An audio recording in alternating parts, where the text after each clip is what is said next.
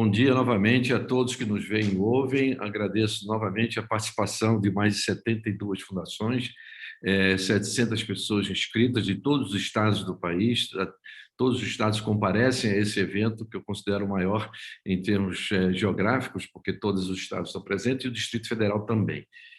Queria agradecer a presença dos nossos convidados, que nos brinda com a sua presença, a partir do Carlos Eduardo Guerreiro, que é o presidente do Colégio dos Procuradores, a nossa professora Clarissa, que vem da Universidade Rural, da FAPUR, o nosso amigo também, Sanches, que também é superintendente do MEC e que supervisiona o GAT, que credencia as fundações, e também o nosso querido amigo, também parceiro, Leandro, do TCU, da Secretaria Executiva, que está coordenando um importante trabalho.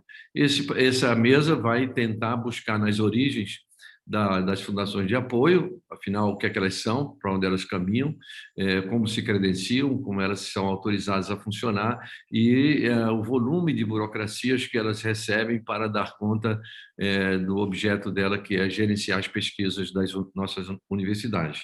Existe um documento que o TCU está fazendo sobre esse assunto, a relação universidade e a sua fundação, e esse documento eu gostaria de informar os presentes que o Confis já pediu ao ministro Walton Rodrigues, do TCU, que sejamos amigos curi, ou seja, sejamos parte ouvida das discussões que vão ser feitas, para que a gente possa expressar as nossas opiniões, como fizemos no Acórdão da Transparência, com a ministra Ana Reis, há uns 4, 5 anos atrás, nós fomos também colocados nessa condição de amigos curi. Então, sem mais delongas, nós vamos dar 15 minutos para cada um. Falará primeiro o Carlos Eduardo, nosso presidente do Colégio dos Procuradores, que está aqui conosco, depois falará a Clarissa, depois falará o nosso querido amigo Sanches, também do MEC, e a seguir o Leandro do TCU fechará com os seus 15 minutos, depois faremos algumas perguntas até esgotar o tempo que a gente tem.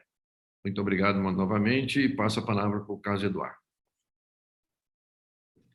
Bom dia a todos. Quero agradecer o convite ao professor Peregrino, presidente do Confis, ao professor Roberto Ferraz, da FADESP, que ancora o evento, o encontro do Norte das Fundações de Apoio. Fico muito honrado com o convite e queria falar um pouco para vocês a respeito da burocracia, né, na relação das fundações de apoio com as entidades apoiadas. Quando a gente assiste o evento aqui todo, né, hoje, durante toda a manhã, a gente vê que todo o tema acaba seguindo e se pautando na burocracia dos processos, dos procedimentos, dessa relação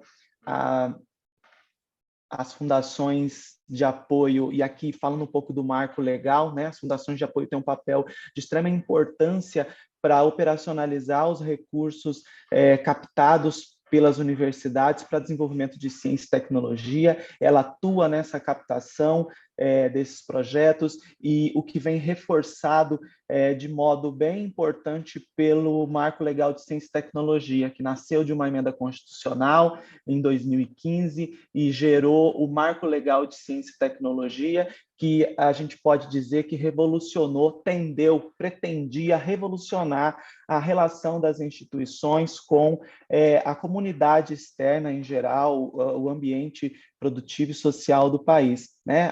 O marco tem o objeto de incentivar a inovação e a pesquisa tecnológica.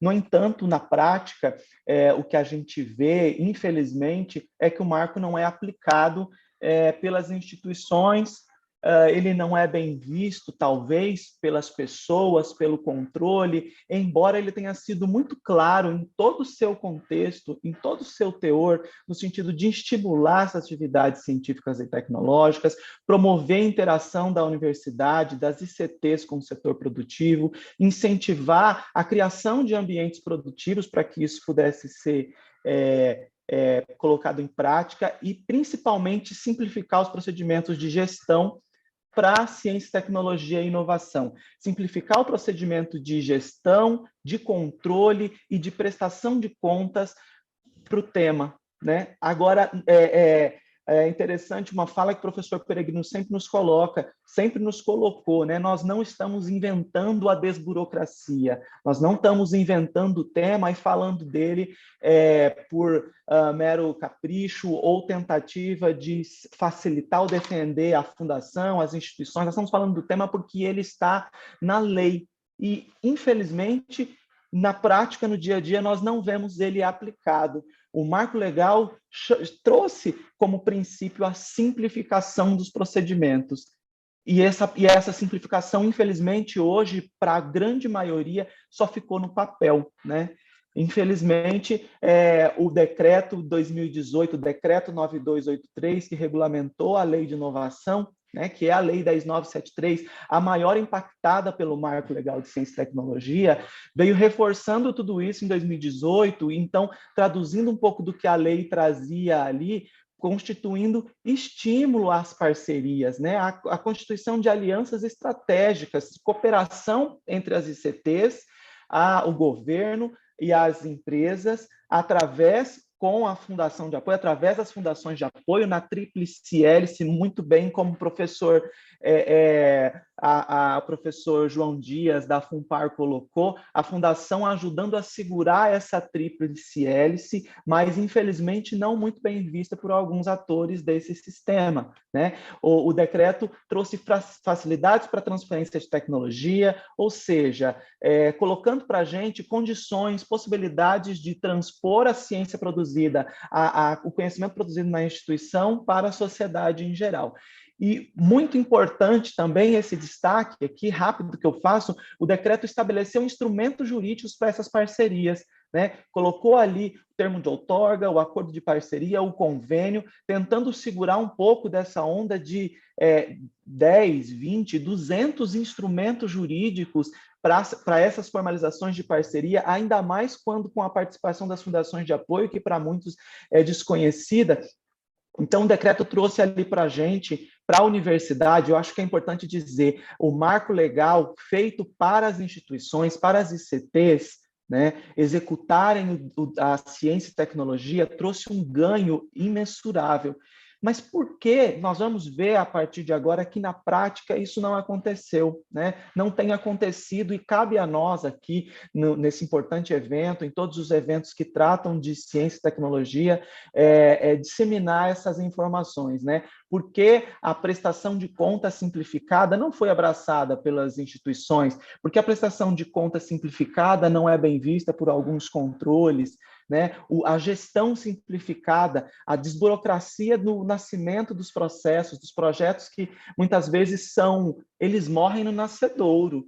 Isso é uma realidade que eu coloco como experiência própria. Muitos financiadores, muitos parceiros da instituição já desistiram de aportar recurso em razão da burocracia que se pôs sobre ele para a formalização dos projetos, para a formalização do instrumento da parceria. Porque, embora, já estou aqui na próxima tela falando para vocês, embora exista, o próprio decreto traga a possibilidade de dispensar a licitação, de dispensar a habilitação para aquisição de produtos para pesquisa e desenvolvimento, a gente vê no dia a dia, às vezes, a própria instituição aplicando um procedimento de licitação inversa sobre o financiador do projeto, enquanto na prática eu poderia dispensar a habilitação jurídica e fiscal para eu adquirir um produto para pesquisa. A gente se depara no dia a dia com checklists para instrução processual e formalização de um instrumento repleto de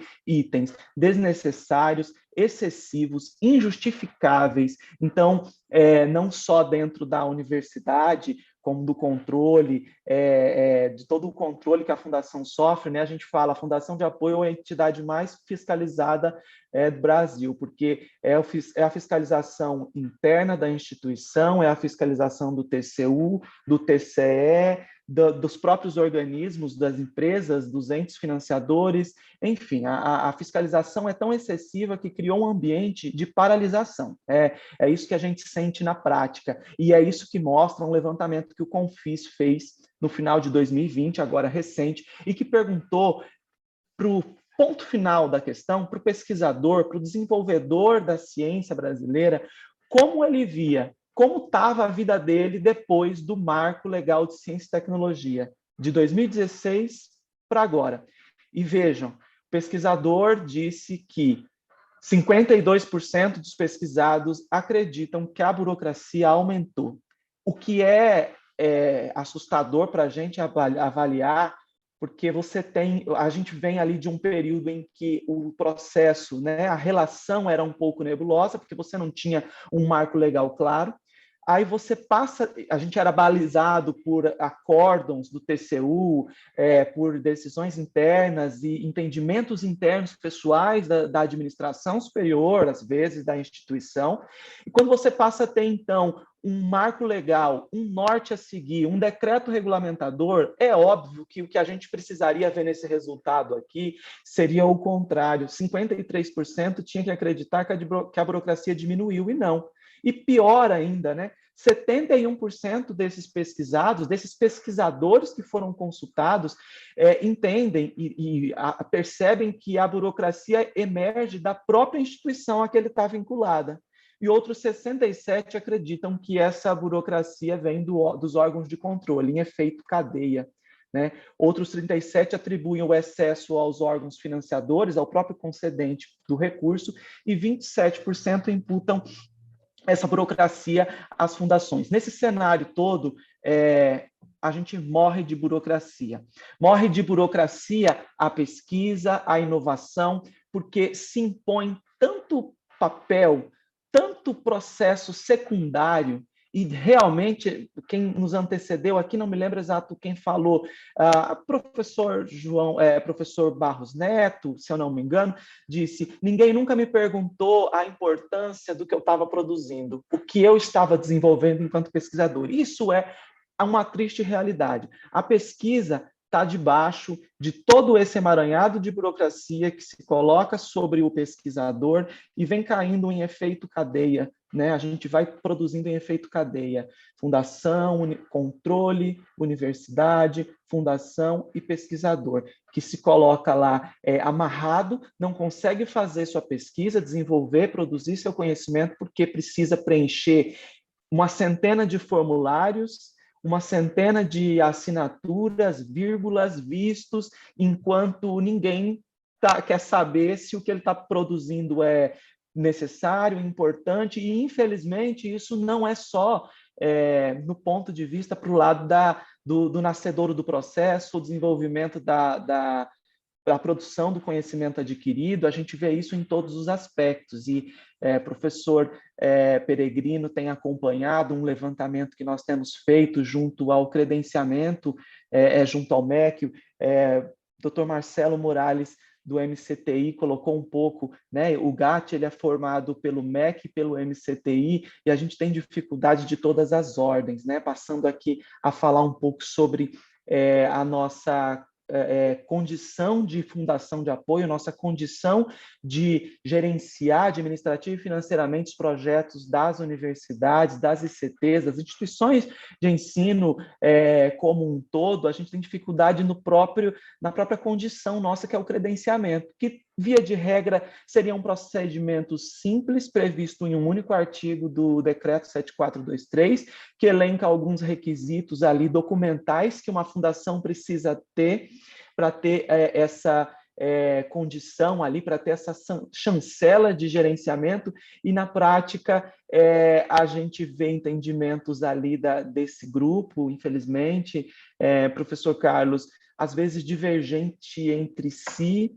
às vezes contrário, muitas vezes contrário às próprias recomendações, aos próprios manuais de instrução que estão disponíveis no site do GAT, ali no campo específico do GAT no MEC, e a quantidade de diligências que cada reunião produz é impressionante. E é mais impressionante ainda, poderia dizer, que essas diligências se pautam hoje, em sua grande maioria, em questões ligadas às condições que a pandemia trouxe ao país, que é a dificuldade de reunião dos conselhos superiores das próprias instituições apoiadas, que ou não emitem um documento que o GAT entende como suficiente para atender às aprovações que ele impõe ali, ou não realizou a reunião no tempo, ou não pôde ter uma condição de assinatura de todos os membros.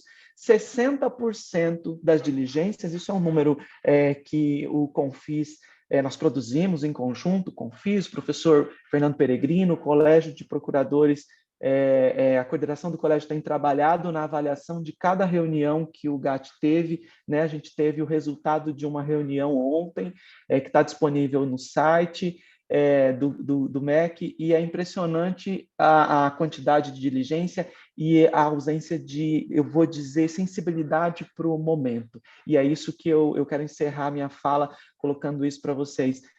A gente precisa ter uma visão muito clara do que a legislação nos possibilita hoje, das facilidades que foram concedidas pela emenda constitucional, traduzidas em lei, para o desenvolvimento da ciência e tecnologia, do importante papel que a Fundação de Apoio, que as fundações de apoio exercem nesse cenário, indispensável a participação das fundações de apoio nesse cenário, mas nós estamos morrendo sufocados pela burocracia, junto com o pesquisador, junto com a pesquisa, com a ciência, com a inovação.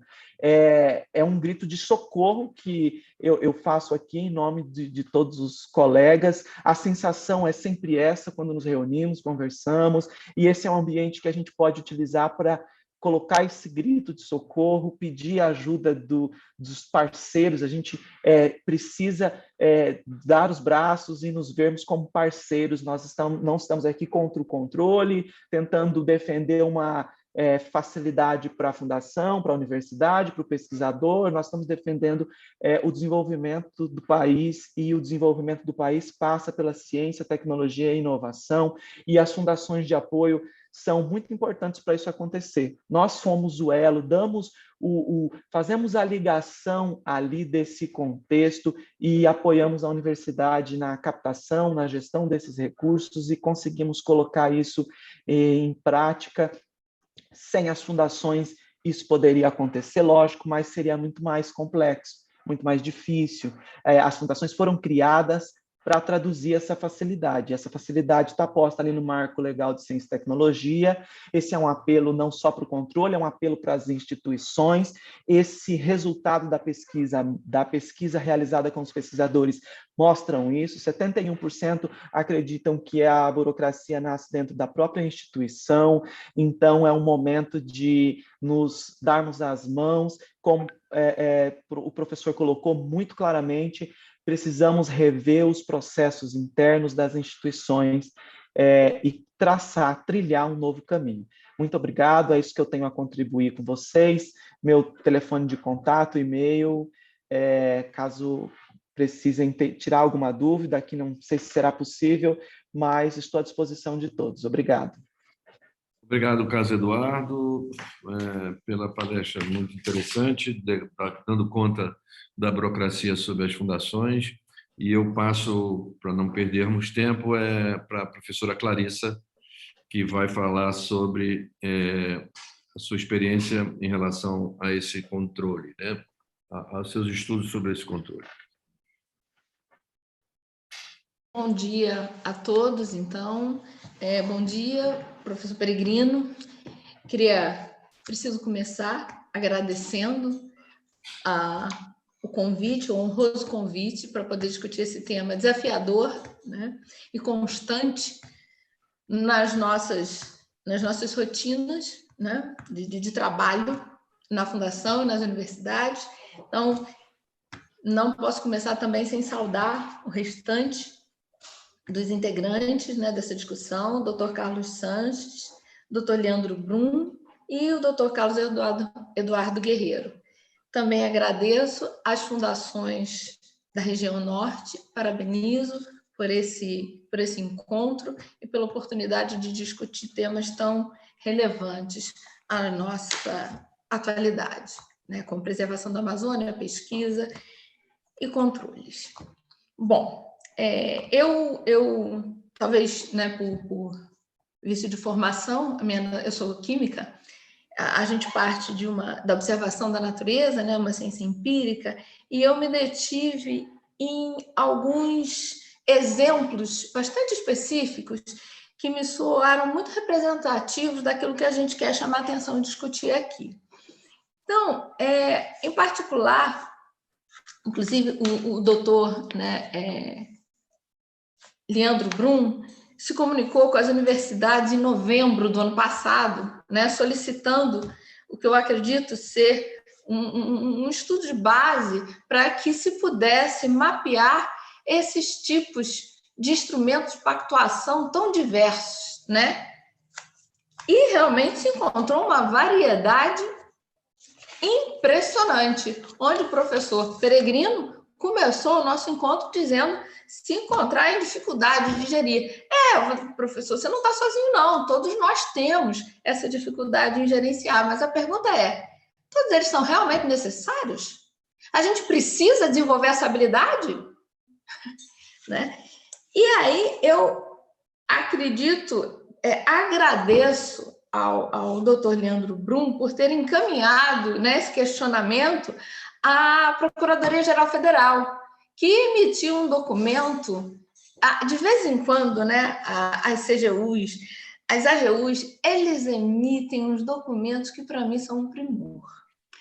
Eu aprendo e eles servem como norte. Esse é um deles. Ele tem algumas partes que eu genuinamente sou obrigada a destacar, dada a clareza, a transparência, beleza e indicação do caminho a ser seguido, né? Então, nesse cenário que o nosso colega, né, muito embora eu não seja advogada, mas a gente é guerreiro de fundação, né, Cadu? Então, que o nosso colega colocou de sufocamento, de afogamento por processos burocráticos, vem aqui como uma boia salvadora da Advocacia Geral da União, quando emite o parecer, dizendo, né, claramente... Primeiro, deixa eu só fazer talvez uma contextualização anterior necessária, né, em virtude do que eu já percebi que se desconhece em relação à natureza e à função das fundações de apoio, né? Então... foram identificados, como eu disse, 18 instrumentos jurídicos de natureza diferentes, que é o que o parecer coloca, né? E estamos também, como posto aqui, em vias de atualização do nosso decreto regulador, o 7423 de 2010. Então, é muito oportuna essa discussão. A página 4 desse parecer, né, a gente tem aqui apresentado o que seria o entendimento das funções de uma fundação de apoio, que seria sempre gerenciar e administrar projetos de ensino, pesquisa e extensão, inovação tecnológica e desenvolvimento institucional. É para isso que a gente se constitui. E a gente se constitui porque a IFES precisa dessa instituição. Né? Muito bem colocado por esse conjunto aqui de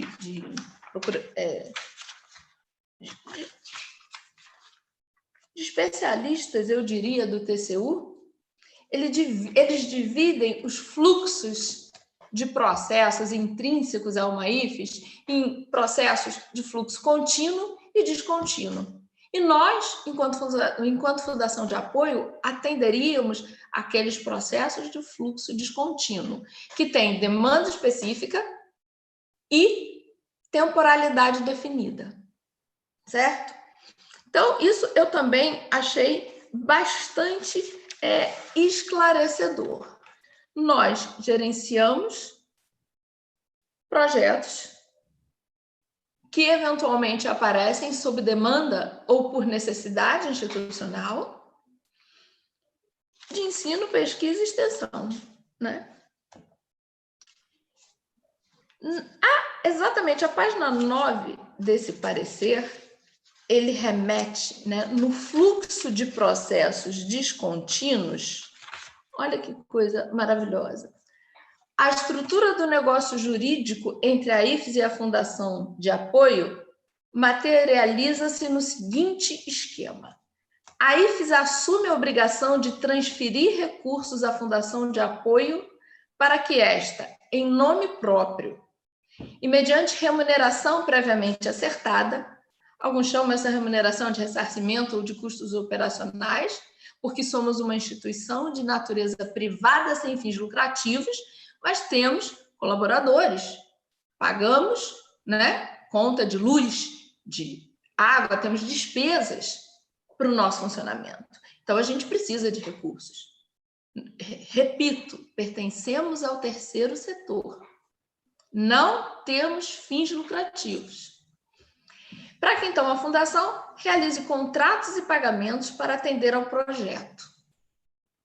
Isso é genial, né? Pela primeira vez, eu realmente li um documento que entende que boa parte, a grande, né, a enorme maioria dos recursos que nós recebemos não são nossos.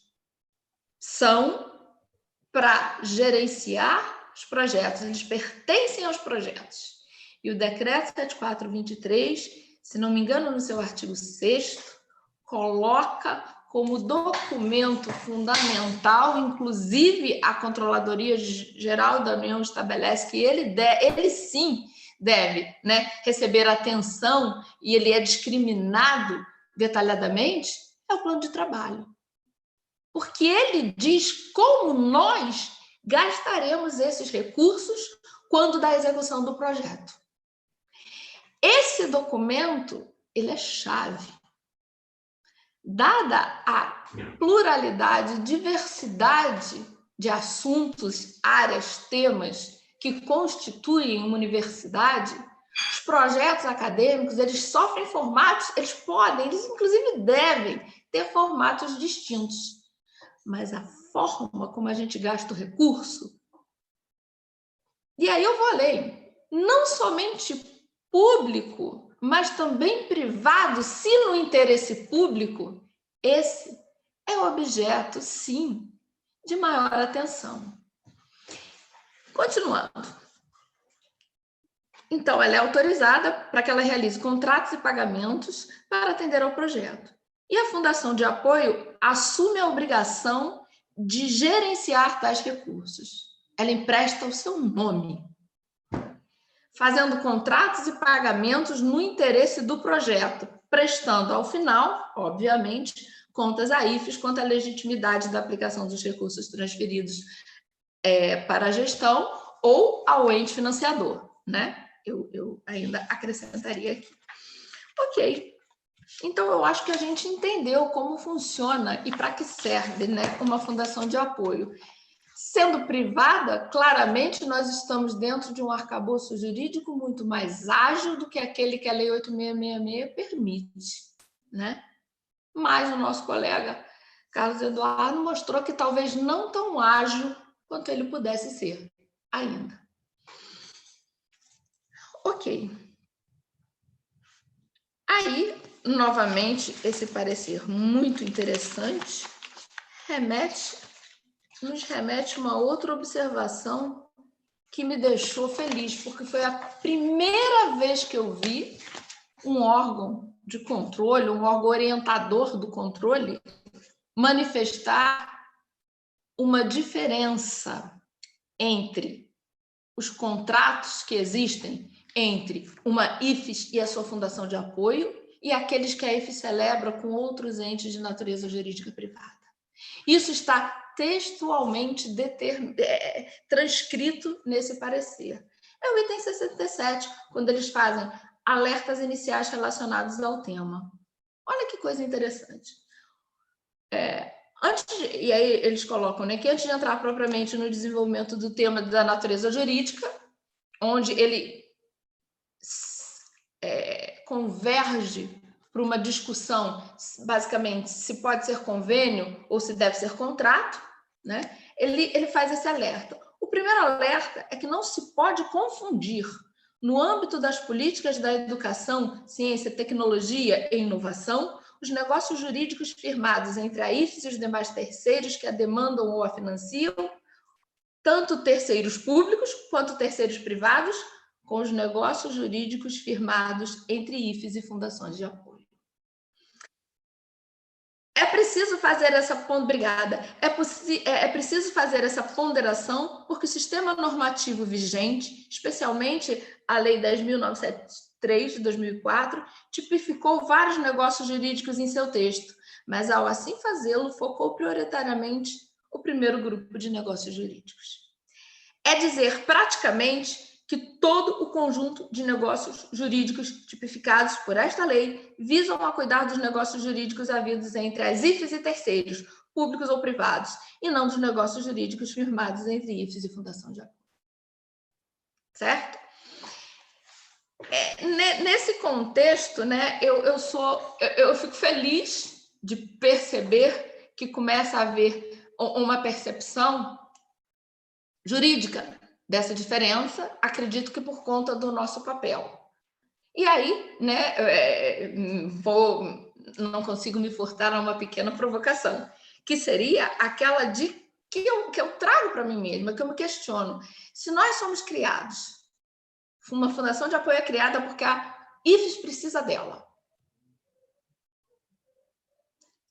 E ela é reconhecida como podendo, de alguma forma, por sua natureza e função que exerce, pactuar os contratos com a IFES, mesmo sendo privada, com um olhar distinto, por que cobranças como, por exemplo, aluguéis e congêneres, quando ocupamos espaço na IFES, se configuram como se fôssemos, por exemplo, uma cantina?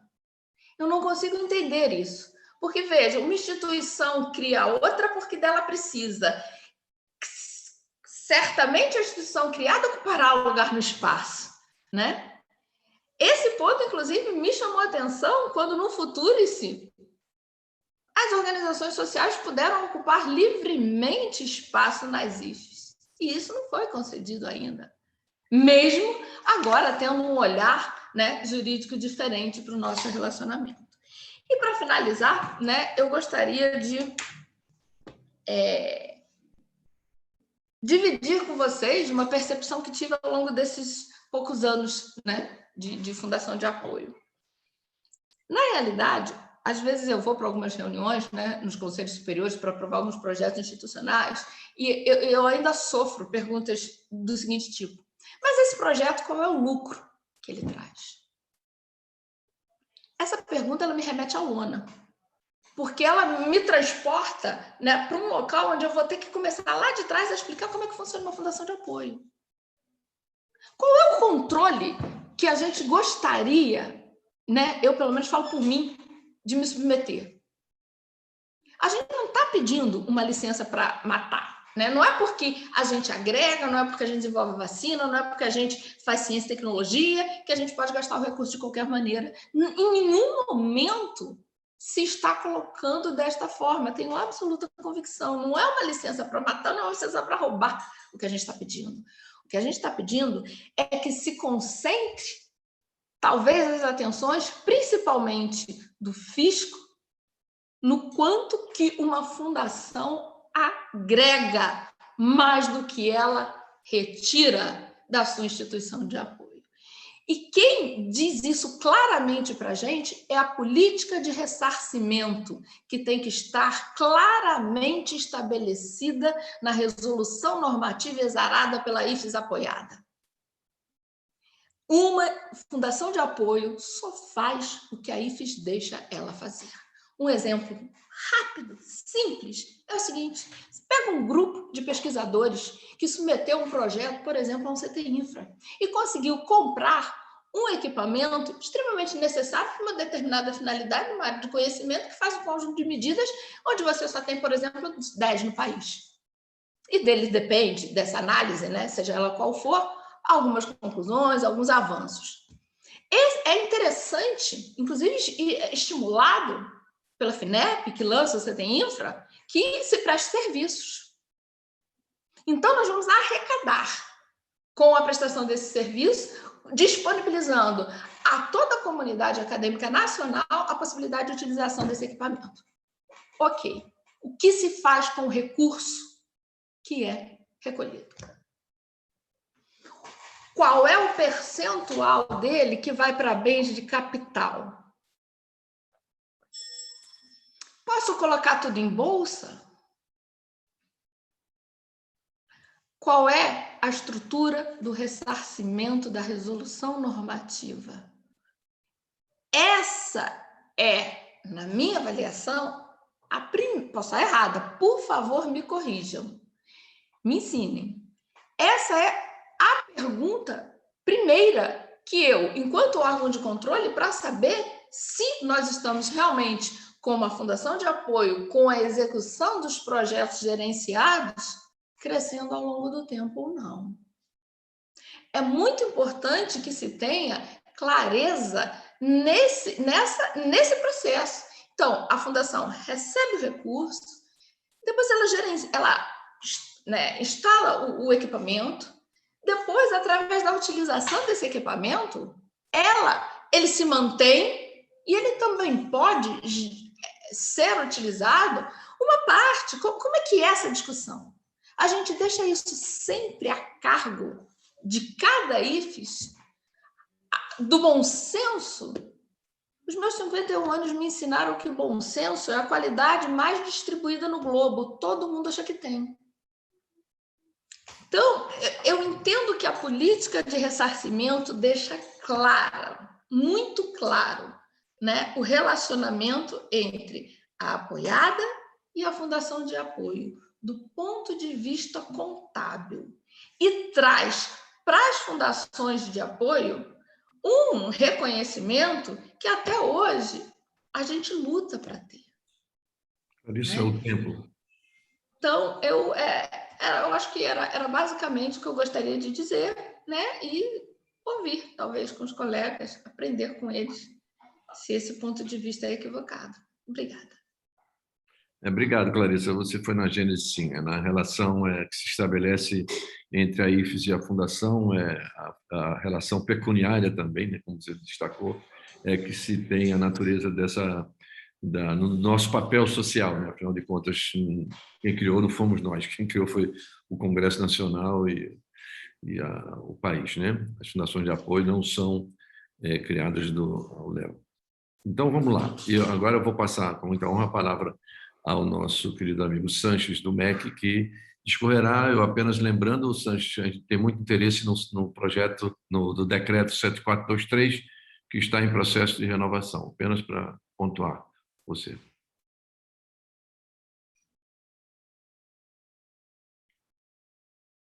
Acho que seu som está sem áudio. Bom, ligou, finalmente. É problema de BIOS. Bom,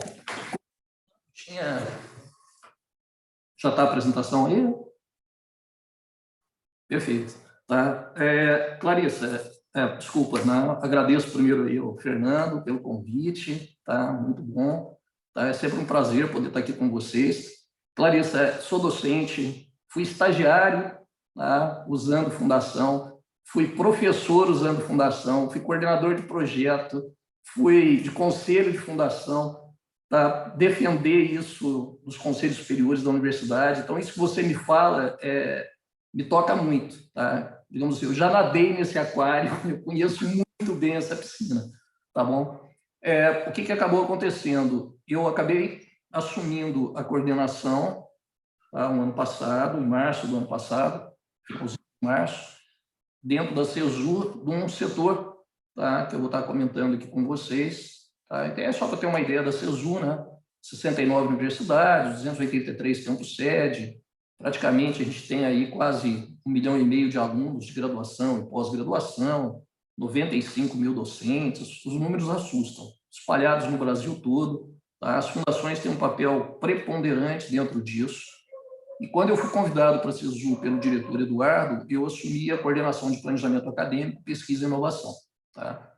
Então, dentro da CESU, a gente tem 3 diretorias, uma das diretorias é a DIFES, e dentro da DIFES, a gente tem 4 coordenações. A coordenação de planejamento e orçamento, a de gestão de governança e gestão de empreendedorismo, a do planejamento acadêmico e dos assuntos internacionais. E dentro dessa coordenação é que se encontra hoje grande parte da operacionalização do GAT. E dando zoom nessa coordenação, basicamente, o que a gente faz lá? A gente credencia, recredencia e autoriza as fundações, analisa e emite pareceres e processos dentro do SEI, monitora os resultados decorrentes das políticas públicas e participa por nomeações de vários conselhos, tá, de organizações sociais. Hoje eu estou no conselho da RNP, no conselho do CNPEM, no conselho do INEP, estou no CONAS, estou no IFNE. Além disso, a gente desenvolve dentro dessa coordenação, sobre nossa coordenação ou participação quase que integral, 18 projetos. Tá? Quando eu cheguei lá no MEC, tá, e assumi isso, eu imaginei, poxa, eu tenho uma equipe, vamos dizer, de peso, pela densidade do trabalho. A minha equipe hoje são 7 pessoas. Tem eu como coordenador, uma servidora do MEC, um técnico administrativo da UNB, que é Força de Trabalho, que é a Unice, uma secretária terceirizada, um consultor da Unesco e um estagiário. Tá? Então, a estrutura nossa não é uma estrutura tão boa assim, não. Mas isso, em todos os lugares que eu passei dentro da universidade, a gente passa por isso. Tá? E aí, eu fui ver as fundações de apoio. Eu sou da área de engenharia mecânica e praticamente fiz meu doutorado e meu mestrado na área de engenharia de produção. Tá? Atuo mais em engenharia de produção, que é um pouco voltada para a parte de gestão, né? E aí acontece uma coisa muito interessante. A fundação é muito parecida com a manutenção dentro das empresas. Quando ela funciona bem, ninguém lembra dela. Quando ela tem qualquer probleminha, ela vira um para-raio. Todo mundo cai de pau nela. Tá? Quando a gente fala a respeito de legislação, que é o que vocês estão discutindo bastante, a legislação ela traz para a gente algumas expectativas, porque foram feitas regulamentações, porém a legislação tem algumas coisas que são um pouco abstratas, tá? Isso é minha perspectiva. E aí o que acontece? Essas legislações elas acabam sendo desdobradas em processos. É onde as coisas acontecem, é onde as coisas são operacionalizadas. E muitas vezes as pessoas acabam, nos seus processos, lendo essas legislações, algumas palavras um pouco subjetivas, da forma que, digamos assim, que permite o mínimo de desconforto, ou seja, a manutenção do status quo. Tá? E tem uma inércia muito grande nisso. E aí o que acontece? Eu fui verificar lá. Tá? Esses dados são da semana passada, foi quando eu preparei a apresentação de vocês. Nós temos 106 fundações e 289 apoiadas, hoje. Tá? Quando a gente vai dar uma olhadinha nelas, por exemplo, eu tenho 62 fundações dessas 106 que apoiam apenas uma universidade, ou Instituto Federal, ou ICT. Eu tenho, na verdade, uma fundação que ela apoia 20. Né? Ela tem 20 apoiadas. Então, a grande maioria, hoje, que a gente tem lá dentro, estão ligadas a um processo que a gente chama de credenciamento, que vocês conhecem bem. Cerca de 59% é credenciamento. A partir do aumento de apoiadas, eu passo a ter processos de autorização. Tá? E aí a gente tem, então, cerca de 40%, né? Se a gente for fazer um arredondamento, que estariam trabalhando com isso. Tá? Essa análise permite que a gente chegue a algumas informações. Né? Então, essas fundações que pedem renovação de credenciamento, hoje a legislação estabelece 5 anos para isso. E 42% elas demandam, né, as autorizações que são anuais. Então, anualmente, eu tenho que ficar pedindo aquela autorização. A fundação aí que tem o maior número de apoiadas, né, é a FUNCAT. Tá? Eu sei que vocês iam perguntar, então eu já coloquei, só para vocês terem uma noção. Né? E aí, o que acaba acontecendo? Quando a gente vai mensurar, principalmente, o número de processos de credenciamento que são solicitados e são aprovados, a gente verifica que isso tem uma variação ao longo dos meses. Eu não tenho o mesmo número de credenciamento todos os meses. Existem meses que eu tenho mais, existem meses que eu tenho menos. Quando a gente tem problemas de sazonalidade, a gente costuma trabalhar com um indicador que chama-se média móvel. Tá? O que é uma média móvel? A inflação dos últimos 12 meses. De janeiro a janeiro, de fevereiro a fevereiro. Então, os dados do GAT, assim que eu assumi, tá, eu fiz um levantamento, e esse levantamento que a gente fez, a gente começou a ver como é que estava a demanda de credenciamento ao longo dos últimos 12 meses. Então, de fevereiro de 2019 a fevereiro de 2020, a gente teve 9 credenciamentos. Quantos que foram aprovados? 3. E aí isso está plotado nesse gráfico. A diferença entre o azulzinho e o laranjinha, teoricamente, é aquilo que não foi aprovado. A gente tem a mesma coisa do processo de recredenciamento, onde a gente consegue observar também essa variação. Tá? Essa última que saiu ontem, a gente não fez a tabulação. Tá? Então, qual que é a ideia da gente trabalhar com média móvel? Evitar problemas de sazonalidade. Ok? E a gente chega a essa conclusão aí. Né? A taxa de aprovação nossa em processos de credenciamento e recredenciamento era da ordem de 40%. Quer dizer, 60% bucha. Mas isso não é agora. Se vocês olharem no gráfico, tá? Isso é desde fevereiro de 2019. Tá? Ela se mantém um pouco constante ao longo do tempo. Tá? E aí, vamos agora para as autorizações e para a renovação de autorização. Se a gente olhar os gráficos, a gente vê também que o comportamento é bastante parecido. Tá? E a gente tem também essa diferença, que quando a gente olha, a taxa de aprovação é da ordem de 60%. Então, num eu tenho 40% aprovado, no outro eu tenho 60%. Eu, como engenheiro de produção, né, o Fernando aí tem o doutorado dele na área de engenharia de produção, ele sabe muito bem disso. Poxa, quando eu olho um número desse, gente, a gente fica revoltado. Tá? Se isso aqui não mexe com você, tem coisa errada. Tá? Mas são médias móveis. Tá? Ou seja, a gente está considerando desde fevereiro de 2019 até maio de 2021. E vocês veem que o comportamento dela é mais ou menos constante. Tá? Não é um valor que você mensura na reunião do mês. Eu estou pegando os últimos 12 meses. Porque se eu tive oscilação, esse gráfico está pegando essas oscilações. Vocês acham que isso está bom ou que está ruim? Tá? Eu apresentei isso para os membros do GAT tem cerca de 3 meses. 3 a 4 meses. Tá? Olha, eu não sei a opinião de vocês, mas a minha opinião é que esses dados estão péssimos. Tá? Se eu fosse um gerente ou algum cargo, né, com esse grau de assertividade, está horrível. Tá? Péssimo, péssimo. O que a gente tem que fazer, na verdade? Eu tenho que melhorar isso.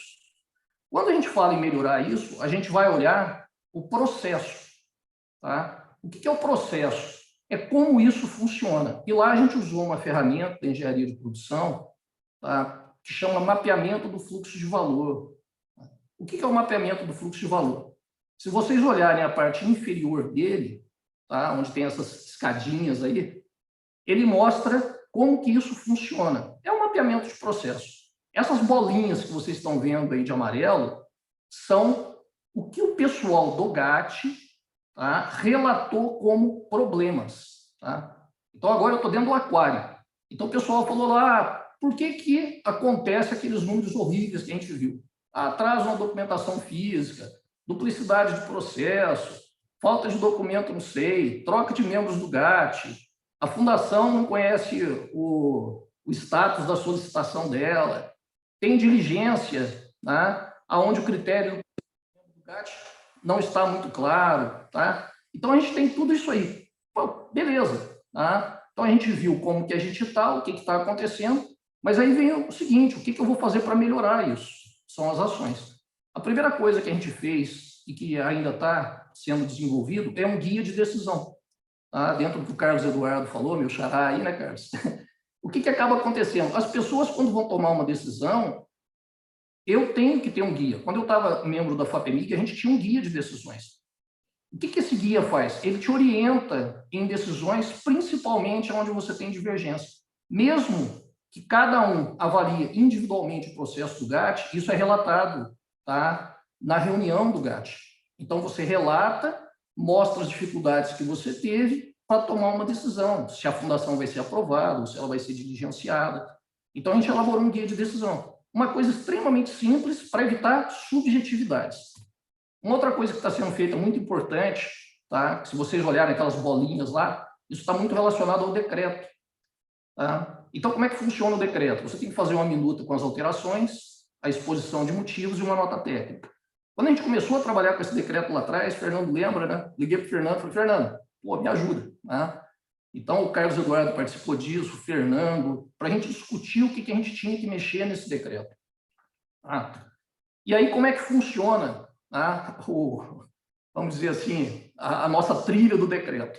O decreto ele foi feito uma minuta no GATS, consultamos muito o pessoal do Confies, depois ele vai para a DIFES, que é para a diretoria, isso depois é discutido no gabinete da CESU, isso vai para o executivo do MEC, hoje ele está no executivo do MEC, depois ele vai para a Conjur, depois ele vai para o gabinete da CESU, tá? Para sejanar e analisar isso, depois ele vai para o gabinete do MCTI, executivo do MCTI, Conjur do MCTI, gabinete do MCTI, quer dizer, esse aí é o nosso calvário, desculpa o termo, tá? Até a aprovação do decreto.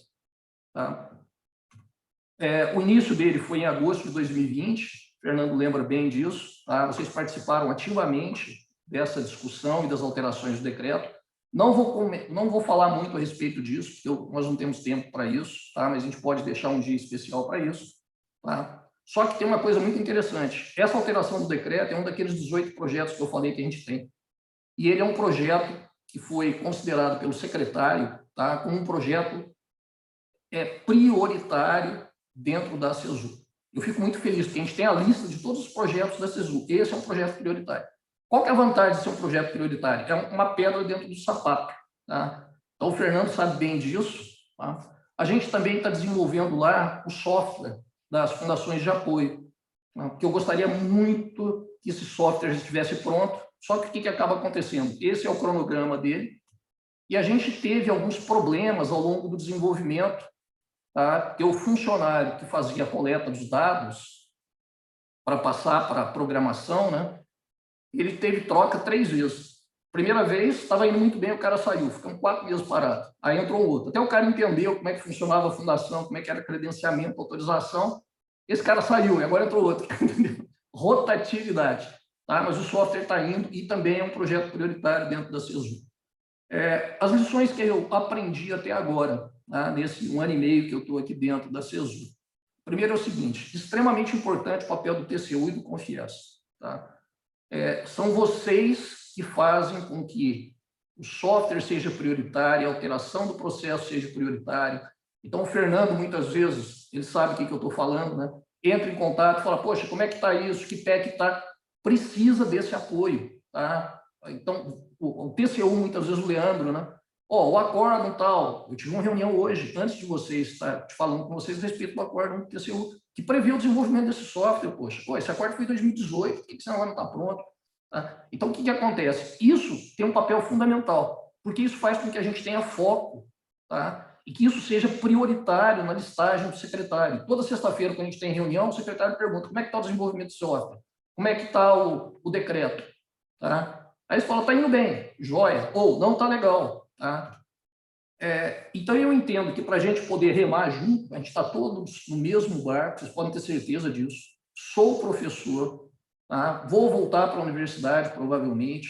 Tenho muito trabalho que eu fiz com a fundação. Tá? Eu sou um cara que eu conheço a fundação, gente. Tudo que a professora comentou, a Clarissa, eu senti isso na pele, entendeu? Então, quando alguém da fundação liga para mim e fala, eu estou com tal problema, eu sei o que está se passando. Tá? A gente teve recentemente aí não vou falar que é um problema, né? Mas uma solicitação do pessoal da Universidade Federal de Rondônia a respeito de uma autorização. Olha, eu trabalhei arduamente em cima disso. Né? Vocês nem imaginam como que isso digamos assim, me sensibilizou. Tá? Era um projeto fechado com a Motorola e eles precisavam de uma autorização rápida e o negócio tem que ser feito. Tá? Então, quer dizer, poxa, tem que acontecer. Eu já senti isso lá na ponta. Eu sei o que o professor está fazendo, eu sei que tem aluno envolvido, eu sei o papel da fundação nisso. Ok? Bom, basicamente o que eu tinha para falar era isso. Queria mostrar para vocês que essa burocracia que vocês falam, ela também ocorre dentro dos processos, tá? Das universidades e até mesmo dentro do GAT. Mas vocês podem ter certeza, o meu empenho para que isso se altere, ele é bem grande. E eu preciso muito, tá, do apoio, não só do Confies, tá, mas também do apoio do TCU. E isso a gente tem. Eu tenho uma interlocução muito boa com o Fernando. A gente vive trocando mensagem, né, Fernando? É verdade. Para lá, mensagem de WhatsApp para cá. Tá? Quer dizer, nós estamos remando junto, tá? Na mesma direção. Então, vocês podem ter certeza que hoje o coordenador que está dentro da CESU e que trabalha dentro do GAT, ele é professor. Tá? Ele já trabalhou com fundação. E quando vocês falam isso, eu sei toda a história que tem por trás de cada palavrinha dessas. Quando a Clarissa fala, eu fui lá no conselho defender isso, eu já defendi projeto em conselho. Eu já ouvi coisas que você fala, gente, esse cara não está entendendo o que é isso. Tá? Então, eu sei do que vocês estão falando, eu já vivenciei isso, e hoje eu estou tendo a oportunidade, tá, de poder contribuir com essa mudança. Tá? Eu me sinto muito feliz, né, toda vez que o Fernando me convida para falar, eu gosto muito disso. Tá? Quando o Fernando me ligou e falou, olha, você sabe do percentual, né, que o Carlos levantou? Eu falei, sei, Fernando, eu sei desse número, cara. O número está horrível, meu. Entendeu? Isso me incomoda. Tá? Mas é impressionante. Quando você não mede as coisas, o pessoal acha que isso é normal. Né? 60% é normal. Gente, não é normal. Tem coisa errada. Tá? E a gente tem que corrigir isso. Então, a gente está lutando, vocês podem ter certeza, está se empenhando muito para fazer essas correções. Bom, muito obrigado aí, Fernando. Acho que eu excedi um pouquinho meu tempo em 2 minutos. Tá? Passo a palavra aí para o Leandro. Muito obrigado aí pela oportunidade. Vamos então ouvir o nosso Leandro, mas só apontando aqui, Sanches, a gente reconhece seu esforço, sim, e você botou no seu linha do tempo aí que o processo do decreto está na mão da Secretaria Executiva do MEC, não é verdade? Você falou isso, né? Então, você me deu a dica aqui para eu falar com o nosso secretário executivo, o Vitor Godoy, que é engenheiro também como nós, e sabe muito bem como aperta esse calo aqui nosso, né? E ele participou do nosso convênio com a CGU, nosso grupo de trabalho, que produziu efeitos muito benéficos. Então, você me apontou quem? Já falei com o Marcelo Morales, do Ministério da Ciência e Tecnologia, ele se comprometeu a apoiar também quando chegar o processo lá, então, de maneira que vai restar pouca gente contra a gente, né? Todo mundo vai ser a favor. E eu só peço que você entenda que quando a gente reclama, não é nem do trabalho de vocês, é porque durante a pandemia tudo isso se complicou. Se a gente está falando de burocracia, a burocracia foi exponencialmente acelerada, porque nada funciona. O home office é brincadeira, é uma coisa muito difícil de se fazer. Para cumprir formalidades, então, é uma desgraça. Então, por favor, leve em conta isso, sensibilize seu pessoal, que a gente também sensibiliza o nosso. Eu queria passar direto para o Leandro, porque a gente senão não vai almoçar, porque a 1 hora a gente tem outra atividade. Vamos lá, Leandro. A palavra é sua, 15 minutos, por favor. Obrigado, Peregrino. Agradeço o convite do Confis, agradeço a participação de todos os ouvintes e todas as instituições que estão aqui presentes. Professor Sanches, professora Clarissa, doutor Carlos Eduardo. Eu adorei as apresentações de vocês, achei muito boa mesmo. Achei sensacional, muitas informações interessantes aqui para a gente do tribunal. E eu assisti um pouco também as anteriores, também gostei muito ali do que foi apresentado. Então, vamos começar a nossa apresentação. Eu queria, antes de começar propriamente o que eu vou falar, passar essa informação, que eu sou um mero servidor do TCU, né? Eu sou um Barnabé a serviço da sociedade. Então, eu não posso falar, não estou aqui falando pelo tribunal, né? Eu acho que vocês até viram, com certeza tem conhecimento recente aí de uma questão que surgiu de um colega nosso aqui do TCU, né? Os servidores do TCU não falam pelo TCU. Nós somos auditores concursados, a gente tem um trabalho técnico de instrução, de análise de processos, mas a gente não fala pelo tribunal. O tribunal ele se exprime mediante suas deliberações, mediante seus acórdãos. Então, sempre que um auditor, eu, por exemplo, aqui estou colocando muitas opiniões pessoais minhas, claro, com esse viés técnico do trabalho do auditor, mas eu não estou falando pelo TCU. Queria passar um videozinho também, espero que dê certo aqui na nossa palestra, uma mensagem inicial para reflexão nossa, tá? Eu vou passar, Peregrino, se não funcionar direito, se o pessoal não estiver ouvindo, não ficar bom, aí, por favor, me avise, tá? O pessoal aí dos bastidores eles vão falar. É uma entrevista aqui, né, dada ao Luiz Nassif. Opa, desculpa, vamos voltar aqui. O som. Sem Tem que áudio. botar som nele. Eu acho que é comigo aqui, então, né? Eu que teria que dar. Microfone. Aham. E qual botão aqui? Do lado direito, é um alto-falante. Aham. Compartilhar com som. Puxa vida, eu vou ter que fazer de novo aqui, então. Vamos fazer de novo. Aqui, share sound. Vamos ver. Vamos de novo, então. Desculpe, pessoal. Vamos voltar aqui. Essas questões tecnológicas. Vamos ver agora. Startups e tudo, mas ele me falou uma frase na época lá que era... Ele falou, nos Estados Unidos, se você entrar em 10 startups e uma der certo, é sucesso. Aqui, se entrar em 10 e uma der errado, dá TCU. Deu certo? Isso. Então, essa reflexão aí, né? Essa frase aí. Nos Estados Unidos, de 10 startups, se uma der certo, é sucesso. No Brasil, se uma der errado, acaba caindo aqui no TCU, né? No tribunal, como TCE, né? Normalmente, que a gente fala, que é um processo de verificação. É porque aqui quer end up, aqui quer end up, não é start. Isso. Então, eu coloquei esse vídeo justamente assim, ó, porque a gente, Tribunal de Contas da União, tá? A gente quer ouvir a sociedade, quer ouvir as instituições, quer ouvir os pesquisadores, quer saber o que está acontecendo, quer entender isso e quer, de uma certa maneira, até acabar com essa visão, né, que foi colocada. A gente não quer que receber esse carimbo, essa pecha de ser um órgão que traz mais problemas do que soluções, que atrapalha, que traz entraves, né? Então, foi bom esse vídeo aí, essa mensagem aí, para a gente ter diariamente aqui no nosso trabalho refletir sobre isso. Eu vou falar rapidamente aqui sobre o novo modelo organizacional do TCU, acho que talvez a maioria de vocês já conheça. Eu falei disso lá ano passado, naquele evento de quartas com o Confis, né, e depois no Congresso também.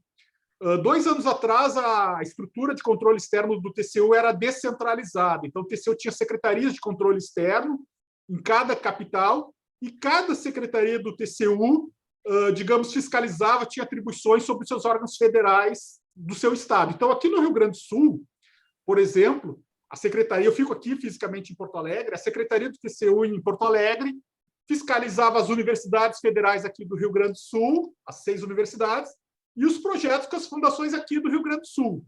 Lá no Paraná, lá do João, da FUNPAR, existia a secretaria do TCU lá em Curitiba, que tratava desses projetos lá do Paraná. E lá na Unifespa também é a mesma coisa, Secretaria de Controle Externo do Pará. Por uma série de razões, o tribunal mudou isso e centralizou esse trabalho. Então, foram criadas 2 diretorias dentro da Secretaria da Educação, que é localizada lá em Brasília, uma para os institutos federais, que é a 3ª diretoria, e a 4ª diretoria, que tem essa atribuição sobre todas as universidades, as 69 universidades. Eu fui convidado para assumir essa diretoria, então eu fico fisicamente aqui em Porto Alegre, mas eu tenho, a partir desse movimento do tribunal, que pensar, que almoçar, que jantar, que dormir, sonhar com as universidades, tudo que envolve a universidade.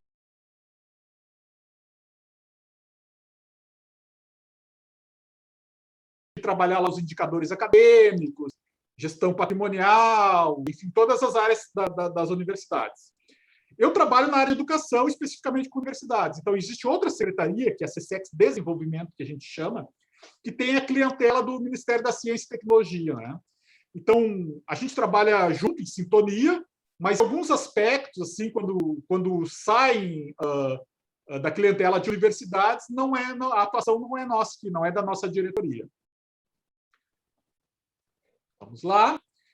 Outro ponto importante que eu queria também passar a vocês é que o tribunal, acho que há uns 5 anos atrás, tinha como missão, lá na sua estratégia, essa frase aí, né, esse texto, controlar a administração pública. Houve uma mudança de percepção do tribunal e, a partir de então, a nossa missão ficou aprimorar a sociedade.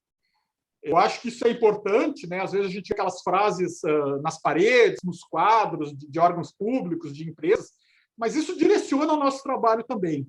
Daquela antiga missão que tinha um viés de controlar a administração pública, para uma visão mais nova, mais moderna, mais eficiente, de aprimorar. Né? É isso que a gente tem que pensar, aprimorar a administração pública. Claro, sem perder também as nossas atribuições de controle propriamente, né? de verificar licitações, contratos, evitar fraudes, desvios, todas essas irregularidades graves que tanto prejuízo trazem ao Brasil e à sociedade. Mas a visão da diretoria, a diretriz da diretoria aqui, é isso, sempre olhar para frente, visão de longo prazo, no aprimoramento. Então, assim, também um ponto importante aí para talvez, acho que a maioria já deve saber, mas é bom deixar claro isso, o tribunal não formula política pública. Não é o tribunal que fez lá, o tribunal até contribuiu com o marco legal, né? Mas não é o tribunal que faz as diretrizes e estabelece as prioridades. Muitas vezes a gente é demandado em várias áreas, né? Olha, o TCU tem que atuar nessa área, questão orçamentária, questão de obras, tem tal problema. Não é o tribunal, não é papel do TCU definir essas prioridades nem formular política pública. A gente avalia tecnicamente a situação, né? Examina o que está acontecendo, levanta indicadores, resultados e induz os aperfeiçoamentos aí dos gestores, dos responsáveis, né? De regra, o Poder Executivo. Até é bom o Sanches estar presente aqui, porque isso representando o MEC. A gente vê que o MEC tem esse papel de liderar, né? O MEC, embora tenha a questão da autonomia das universidades, né? Mas o MEC ele tem esse papel de ser um líder de tudo que vai ser direcionado a 69 universidades e também a Rede Federal de Educação Tecnológica, os institutos federais, compõem 110 instituições. Muitas vezes elas não atuam com sinergia, de forma integrada. Cada universidade tem lá seus normativos, seus sistemas, seus direcionamentos, e falta um alinhamento. Mas o MEC, é um papel do MEC fazer essa liderança, junto com as instituições. Eu não vou falar muito aqui, até em razão do nosso tempo, tá? A natureza de atuação do tribunal, né? Tem basicamente duas linhas assim, de atuação. Os trabalhos operacionais, que têm mais uma visão de avaliar o desempenho, promover o aperfeiçoamento da gestão, e as auditorias. Auditorias de regularidade, que buscam verificar a legalidade dos atos, tá? Mas isso eu não vou falar muito aqui, vamos passar. Eu gosto muito de uma imagem que eu acho que é o professor Gilberto Ângelo, lá da FAPEU de Santa Catarina, desse slide assim, da fundação de apoio, né? A visão em geral das fundações de apoio. Acho que isso acabou vem se mudando um pouco, mas ainda existe isso, né? Principalmente considerando a pluralidade das universidades, né? Então, existe aquela visão de que a fundação de apoio é uma heroína que vai trazer autonomia, recursos, flexibilização de contratações de pessoal e de equipamentos, né? E financiamento privado. Existe aquela visão que a fundação de apoio é uma bruxa, que é uma privatização das instituições públicas, que elas só realizam projetos em benefício de professores, pesquisadores. E o professor vai lá fazer um projeto para, digamos, ficar rico, né, Peregrino? Às vezes tem essa visão e esquecer lá a área de ensino e pesquisa, ensino e extensão, né, propriamente. Então, eu trouxe essas visões. E, assim, o que é importante mesmo, tá, é que na relação entre a universidade, entre o público e o privado e a fundação de apoio, sejam sempre obedecidos essa questão do interesse público bem comum, né? O nosso ponto de vista do tribunal aqui é o ponto de vista das universidades, da sociedade e do interesse público. Então, a gente vai ver a relação, quando vai examinar a relação entre a universidade e a fundação de apoio, a gente vai pensar no interesse público, né? E, claro, sempre sabendo que a fundação de apoio tem um papel para contribuir isso. E os princípios aí previstos constitucionalmente, né? Da impessoalidade, a transparência, a prestação de contas, as linhas de defesa das instituições, os controles internos que cada instituição tem, as instâncias de governança, gestão de risco, gestão da integridade, gestão da ética e auditoria interna. Toda a universidade e Instituto Federal tem uma unidade de auditoria interna. A gente está trabalhando para fortalecer e valorizar o trabalho da auditoria interna. O TCU e nenhum órgão de controle tem condições de estar lá dentro de cada instituição, das 110 instituições, né? Então, a auditoria interna a gente quer valorizar e fazer esse trabalho. Aqui eu trouxe um relatório da CGU, talvez vocês conheçam, depois eu vou passar o slide para o Peregrino para ele disseminar, que foi um trabalho feito ali em 2019, 2020 sobre o marco legal. Então, tem várias questões ali que são interessantes para vocês analisarem. A gente sabe dos riscos e dificuldades, né, do marco legal. Ele, apesar de ter sido publicada a lei, né, ainda não vem sendo aplicada, não é de conhecimento do gestor, existem dúvidas, receios do gestor, o tal do apagão das canetas, né, que o tribunal discutiu muito aí nos últimos 2, 3 anos, né, do gestor tomar as providências, as medidas necessárias. Existe muito receio sobre isso, né? Então, a gente já sabe sobre isso, está fazendo um trabalho, a gente conversou com o Peregrino sobre o marco legal, mas eu queria passar o outro slide. Os slides finais vão ser mais importantes. Tá? Esse slide aqui que a professora Clarissa falou, produção de conhecimento sobre as modalidades, a gente realmente fez isso, é um trabalho interno nosso, mais para consumo interno, verificou que existem diversas nomenclaturas entre os instrumentos. Em algumas instituições chama-se de contrato, em outras de convênio, em algumas se utiliza o convênio, mas ele não é registrado no SICONV, em outras ele é registrado no SICONV. Então, a gente verificou essa diversidade. Tem universidade, grande universidade, que nunca usa convênio, só usa contrato. Outra grande universidade, às vezes usa contrato e às vezes usa convênio. E existe universidade também grande, que numa certa época havia um indicativo da Procuradoria Federal de só utilizar contrato. Mudou o procurador federal, passaram a utilizar contratos e convênios. Depois mudou de novo o procurador e passou a ser mais convênios, de regra, convênios. Isso tudo nos levou a compreender, e aqueles pareceres que a professora Clarissa citou, eles não são do TCU, eles são da AGU, tá? Eles são públicos, eu acho, eu coloquei no chat o número deles, são da Câmara Permanente de Ciência e Tecnologia e da Câmara Permanente de Matérias de Interesse das IFES. Eles deixaram bem claro, foi realmente muito bom aquilo ali, e nos deixou a certeza, a clareza, de que a legislação é ruim, né? A Lei 8958 ela é uma legislação deficiente, tem lacunas, confunde contrato com convênio. Quando é contrato, ela remete a contratação lá para a Lei de Licitações, né, para o artigo 26, a dispensa lá da Lei de Licitações, e não é bem isso, né? O contrato com a Fundação de Apoio é como foi falado antes, né? Ele é um contrato de condomínio, quase. É quase um condomínio. Não é aquela prestação de serviço como serviço de limpeza, de vigilância.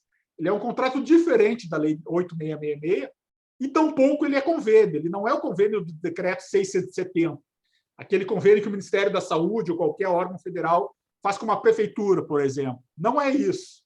Ele devia ter um outro nome, talvez, uma outra nomenclatura, para deixar claro isso, porque essa confusão acaba trazendo muitos problemas. Existem decisões do próprio TCU, quando é contrato, se digamos, ela é direcionada ao cumprimento da Lei 866, quando é convênio, remete ao Decreto 670, e a CGU também tem alguns trabalhos, essa questão trata muito bem sobre isso. Então, a nossa proposta no trabalho, ali nesse processo, que é o 025-744, esse que o Peregrino falou que o Confis pediu o ingresso como parte, é indicar o MEC, em conjunto com o MCTI, claro, mas também em conjunto com as universidades, em conjunto com as fundações de apoio, com a AGU, com a CGU, que faça a revisão do decreto, que já vem sendo feito, né? O Sanches falou da revisão do decreto, mas, além do que vem sendo feito atualmente, tem que tratar dessa questão da característica, ou melhor, adequação jurídica dessa relação. Tem que dizer no decreto se é contrato, se é convênio, quando vai ser contrato, quando vai ser convênio, e outras questões também sobre transparência, sobre prestação de contas, definir mais claramente, objetivamente, isso no decreto. Talvez a legislação devesse ser alterada, né? Mas a gente sabe que mudar a lei não é tão simples.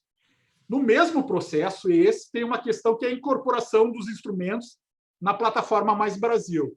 Hoje a gente sabe que cada fundação de apoio tem seu sistema de controle, de gestão dos projetos. Esses sistemas, que são cento e poucas fundações de apoio, aí, não permitem uma inteligência do controle. Não permitem que a sociedade, o TCU, a CGU, analisem a gestão dos projetos. Isso acaba trazendo mais problemas aí para as fundações de apoio e para os coordenadores dos projetos. Então, nós temos uma legislação deficiente, falta de consenso, que leva às burocracias, né, às disfunções burocráticas e ineficiências. Então, a gente está direcionando aí nesse processo, nesse trabalho, ainda não foi julgado, revisão do decreto, incorporação da plataforma Mais Brasil. E a plataforma Mais Brasil, para quem não conhece, ela é um avanço do Siconv, né? O Siconv melhorou muito, mas a gente não quer que seja utilizado o Siconv nos projetos. É um outro módulo que tem que ser bem desenhado, tem que ser mapeado, tem que ser bem estudado, para que os projetos, não só de inovação e de pesquisa do marco legal, mas também projeto de extensão, projeto de ensino, de desenvolvimento institucional, todos os projetos que envolvam aí a universidade, os órgãos públicos, melhor, né, sejam disponibilizados na plataforma Mais Brasil. Isso vai trazer maior simplicidade, maior transparência, uniformização, padronização, tudo aquilo que o marco legal já prevê, né, para os projetos lá específicos da área de inovação, também para os projetos de ensino e pesquisa. Eu acho que o futuro do controle da auditoria é isso, né? É a automatização. E essa automatização tem que ser uma plataforma robusta e centralizada. Não é viável hoje cada fundação de apoio ter o seu sistema ali independente. A gente teve aquele acórdão 1148 da transparência. Não se avançou, aliás, se avançou alguma coisa, tá? Mas não estão boas as páginas de transparência das fundações de apoio. É preciso deixar isso, passar essa informação. A transparência que o TCU quer, que a sociedade exige, não é aquela de eu entrar no site da Fundação de Apoio e pesquisar um projeto, lá o nome do projeto, e aí abrir ele, e aí vai ter um PDF com contrato, um PDF com um plano de trabalho, um PDF com uma lista de pagamentos. Não é isso. A transparência que se quer, ela é baseada em dados abertos, em planilhas.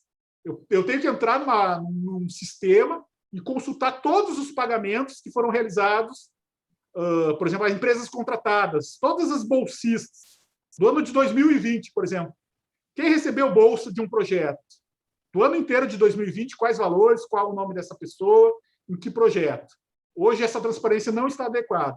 A plataforma Mais Brasil vai garantir isso e, consequentemente, vai diminuir a burocracia, vai facilitar o trabalho de todo mundo. A prestação de contas ela vai ser mais objetiva, simples. O projeto vai se desenvolver, vai ser executado e, ao mesmo tempo, a prestação de contas vai sendo realizada. Por fim, acho que esse slide talvez fosse o mais importante, eu deveria até colocar ele no começo. Existe uma conspiração do universo, eu acho, nesse momento, ou pelo menos nesse ano, no próximo, de agora.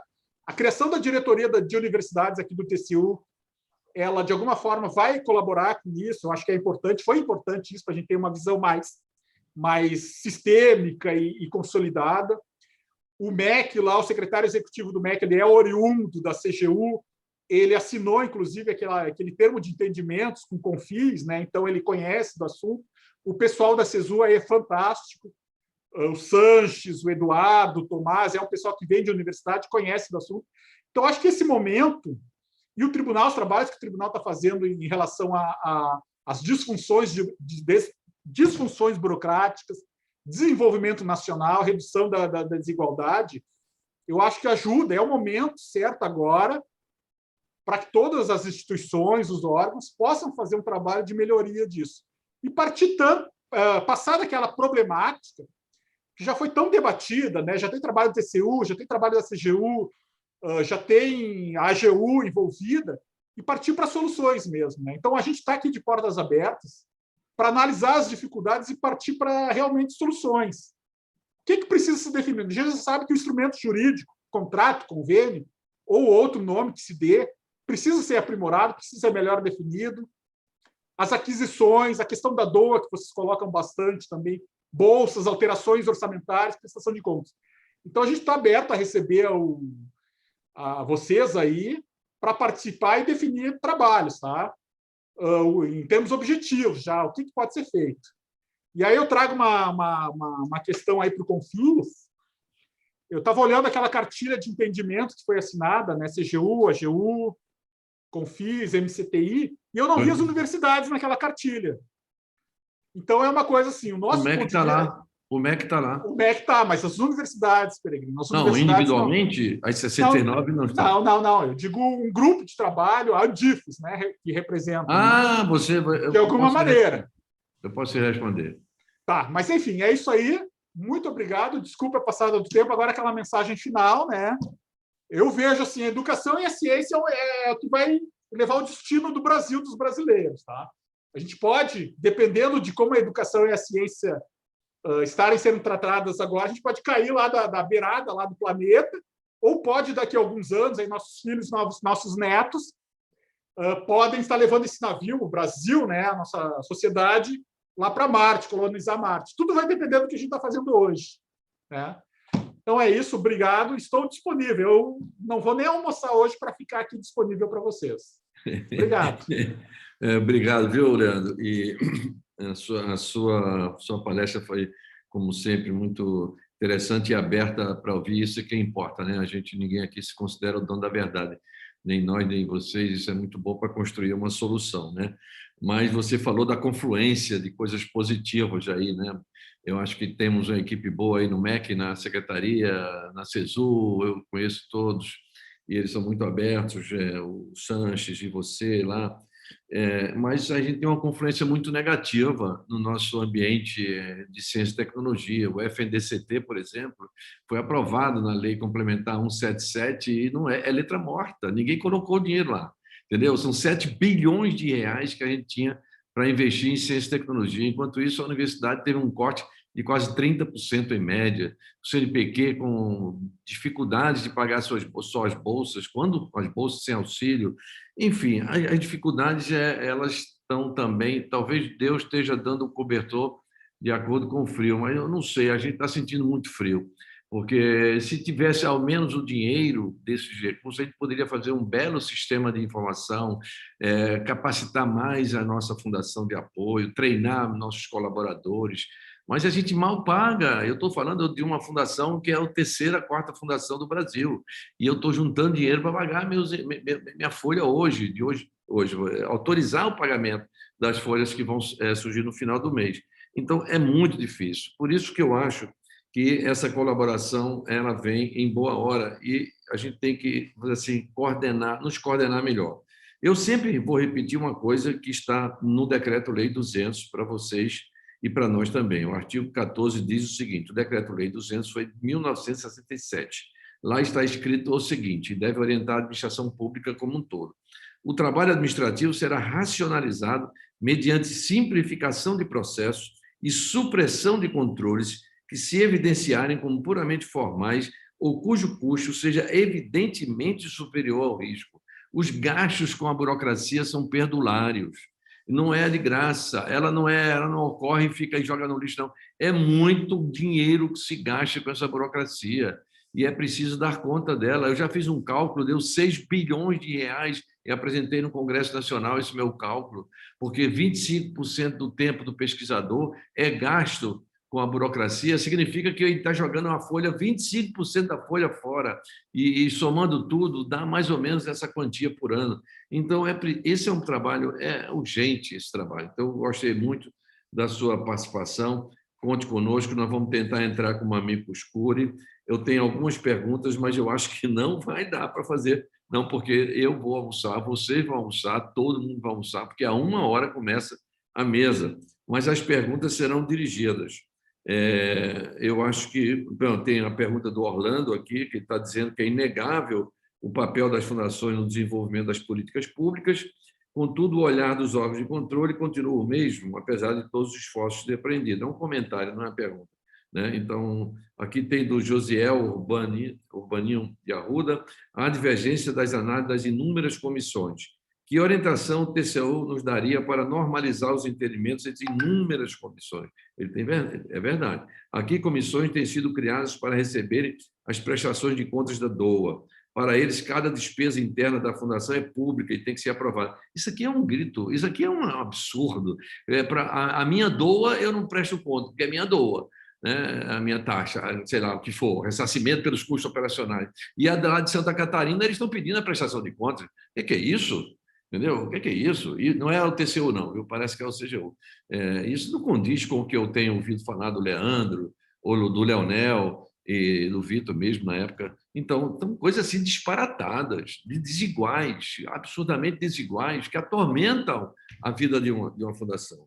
Desculpe, eu estou fazendo coro com o Carlos Eduardo, apelando, pedindo socorro, entendeu? Para que a gente encontre a solução. Eu sei que a gente está no caminho, mas eu acho que a gente precisa encontrar o fim dessa estrada rapidinho, antes que a gente mate a galinha dos ovos de ouro, porque isto vai matar as universidades, porque elas estão sem recursos, e a fundação é um caminho alternativo para mitigar os danos das quedas orçamentárias sucessivas.